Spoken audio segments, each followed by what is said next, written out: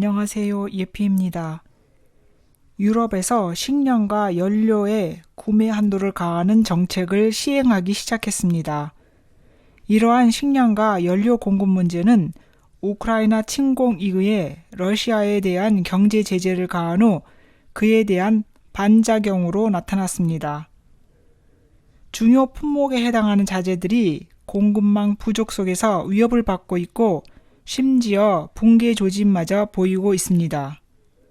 석유, 밀 등 모든 제품에서 가격 상승이 치솟아 인플레이션이 기록적인 수치에 다다랐습니다. 이것은 러시아의 수출 중단 이후 생필품의 공급이 감소했음을 보여줍니다. 스페인의 경우 우크라이나 전쟁이 발발한 직후에 계란, 우유 및 유제품 같은 여러 제품이 부족 현상을 보였고 3월 초 메르카도나 마크로 같은 주요 마트에서는 해바라기 기름 및 특정 제품의 구매를 제한하는 일이 발생했습니다. 스페인의 경우 트럭 운송사의 파업으로 몇 주 동안 공급망이 중단된 상태에 있었다가 이제 구매 한도까지 가세를 하니 상황은 더 악화되고 있습니다. 그리스에서는 최소 4개의 국영마트 체인점들이 밀가루와 해바라기 식용유 같은 제품의 구매 한도를 정해놓았습니다. 그리스 밀 수입의 약 30%가 러시아와 우크라이나에서 수입하고 있고 몇 달 동안 마트 진열장을 채우는 데는 충분한 재고가 있다고 하지만 그 이상은 보장할 수 없는 상태입니다. 밀은 유럽에서 매일 아침 식탁에 오르는 일용할 양식이고 한국으로 말하자면 쌀과 같은 기본 식량입니다. 세계 50개국 이상의 국가들이 러시아와 우크라이나의 밀에 의존해서 살고 있고 빵, 파스타, 시리얼을 만들어 칼로리와 단백질을 섭취합니다. 독일에서는 천연가스 공급을 유지하기 위해 3단계 비상계획을 세웠고 1단계를 실행 중입니다. 이는 푸틴이 독일에서 가스 구매를 할 경우 루블화로 지불해야 한다고 요구한 직후에 나온 계획안입니다. 첫 번째 단계는 특수 개별 대형 소비자들에 대한 천연가스 공급을 단절시켜 심각한 부족 사태를 막기 위한 임시 조치로 활용을 합니다.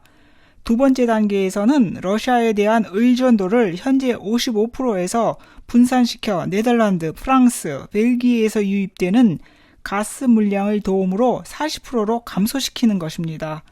마지막 세 단계째는 만약 정부에서 가스 흐름을 통제하는 마지막 단계가 되면 실업자가 증가하고 소비자 수요 감소로 에너지 가격을 폭등시키는 사태가 발생할 수 있고 이럴 경우 화학 분야의 생산 마비로 에너지 산업의 거대한 도미노 효과로 번져갑니다.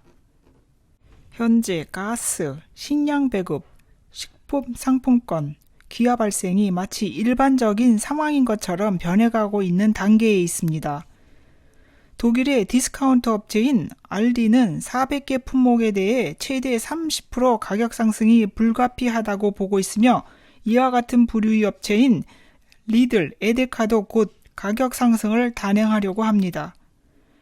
식량 구입 가격이 20%에서 50%까지 오르는 것은 그 원인이 에너지, 연료, 비료, 물류 비용 상승이 소비재 가격 상승에 직접적으로 연결되기 때문입니다. 팬데믹, 물류 적체 현상, 에너지 가격 상승, 최근의 가뭄, 산불 현상 등의 여파는 결국 기근 확산으로 번집니다. 식품, 비료, 식용유, 가스 가격뿐만 아니라 알루미늄, 니켈, 팔라듐 같은 금속재의 가격도 동반 상승 중입니다. 아르메니아, 몽골, 카자흐스탄, 에리트리아는 밀 전체를 러시아와 우크라이나에서 수입했는데 이젠 다른 공급원을 찾아야 합니다. 이들 뒤에는 더 큰 구매자인 터키, 이집트, 방글라데시, 이란이 기다리고 있습니다. 이제 이 국가들은 서로 치열한 경쟁을 해야 하는 위치에 있습니다. 그러나 이 모든 국가들 뒤에는 초대형 구매자인 중국이 버티고 있습니다. 중국은 최대 밀 생산국이자 최대 밀 소비국이지만 홍수로 인해 3분의 1의 밀 수확에 타격을 입어 암울한 상태에 놓여 있습니다. 모로코에서는 경제 붕괴와 인플레이션으로 시위가 발생했고 수단에서는 폭력적인 탄압이 가해지고 있습니다. 북아프리카와 중동에서 일어나는 대부분의 폭동은 식량 부족과 식량 가격 인플레이션이 주 원인입니다. 예멘, 시리아, 남수단, 에티오피아는 장기 분쟁으로 심각한 기아에 허덕이고 있습니다. 아프가니스탄에서는 우크라이나 전쟁 여파로 구호품 모집이 어려워 2,300만 명의 아프가니스탄 인구를 구제하는 데 어려움을 겪고 있습니다. 서방 국가의 러시아 제재가 가해질수록 에너지와 식량난을 더 부채질하는 격이 됩니다. 즉, 작용, 반작용의 법칙처럼 러시아에 대한 금융 및 경제 제재가 그에 대한 반작용으로 서방 세력을 포함 전 세계의 에너지와 식량난으로 파급 효과를 보이는 것입니다. 미국이 러시아에 대해 경제 제재를 했지만 사실상 전 세계를 제재한 것과 다름없는 결과를 낳았습니다. 러시아는 금융 제재로 수출길이 막혔고 우크라이나는 물리적 단절이 되어 수출을 할 수가 없는 상태에 놓였습니다. 흑해로의 수출길이 단절되자 육로 운송인 철도를 이용해야 하는데 충분한 철도 차량이 없고 연료도 부족한 상태라 동맹국들에게 1,900대에 해당하는 철도 차량 연료를 요청을 했습니다. 우크라이나 농지의 30%가 전쟁터로 바뀔 수 있다고 추정을 하고 있고 난민의 발생으로 많은 우크라이나인들이 자국을 떠나서 현지에서 농업 생산에 투입할 수 있는 생산 인구는 줄어들었습니다. 그러나 문제는 우리가 생각하는 것처럼 러시아와 우크라이나 밀은 쉽게 대체되지 않습니다. 그 이유는 세계 주요 밀 생산국들인 미국과 캐나다의 현재 재고가 바닥난 상태에 있기 때문입니다.